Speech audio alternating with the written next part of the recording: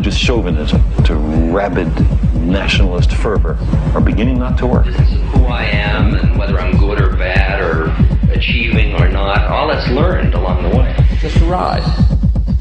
We can change it anytime we want. It's only a choice. No effort, no work, no job, no savings of money. I realized that I had the game wrong. That the game was to find out what I already was.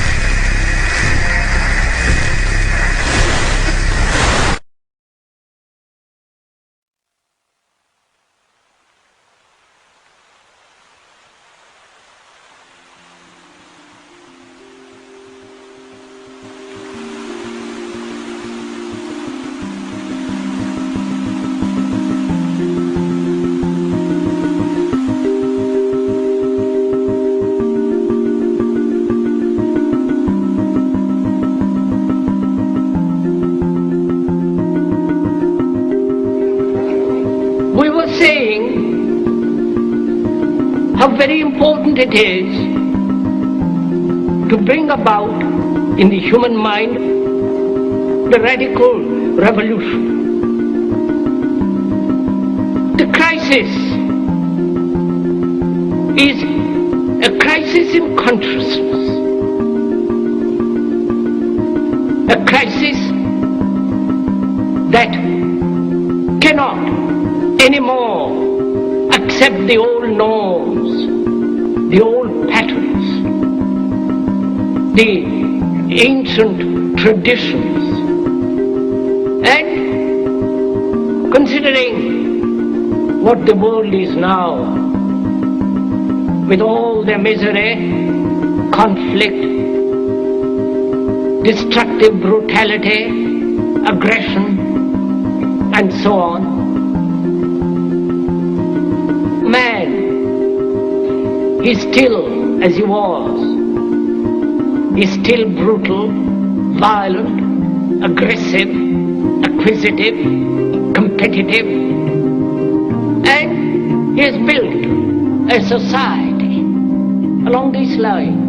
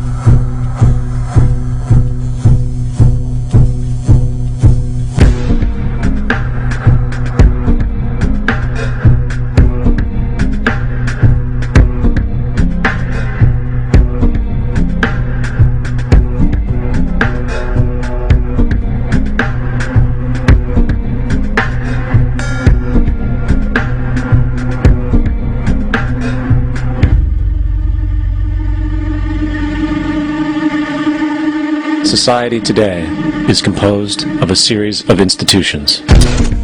From political institutions, legal institutions, religious institutions, to institutions of social class, familial values, and occupational specialization.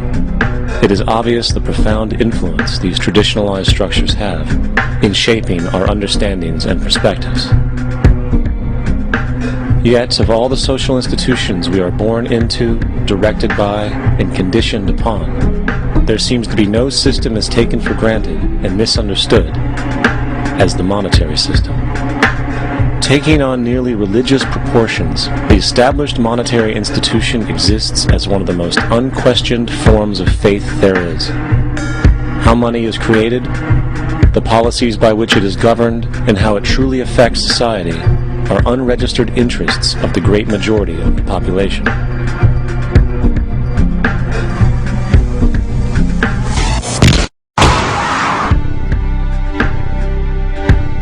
In a world where 1% of the population owns 40% of the planet's wealth, in a world where 34,000 children die every single day from poverty and preventable diseases, and where 50% of the world's population lives on less than $2 a day, one thing is clear: something is very wrong.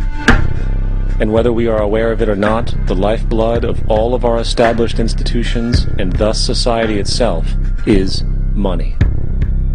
Therefore, understanding this institution of monetary policy is critical to understanding why our lives are the way they are.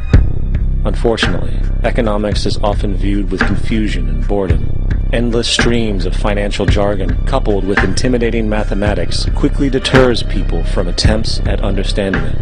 However, the fact is, the complexity associated with the financial system is a mere mask, designed to conceal one of the most socially paralyzing structures humanity has ever endured.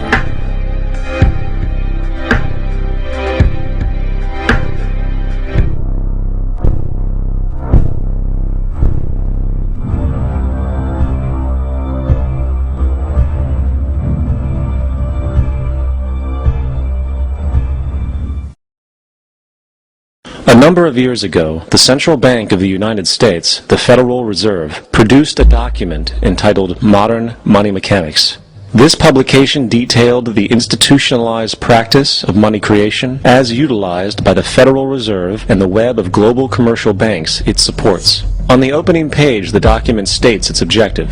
The purpose of this booklet is to describe the basic process of money creation in a fractional reserve banking system.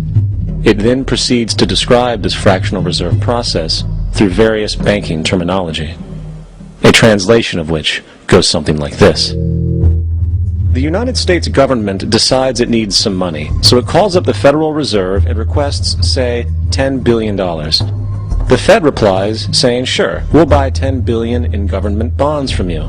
So the government takes some pieces of paper, paints some official-looking designs on them, and calls them treasury bonds.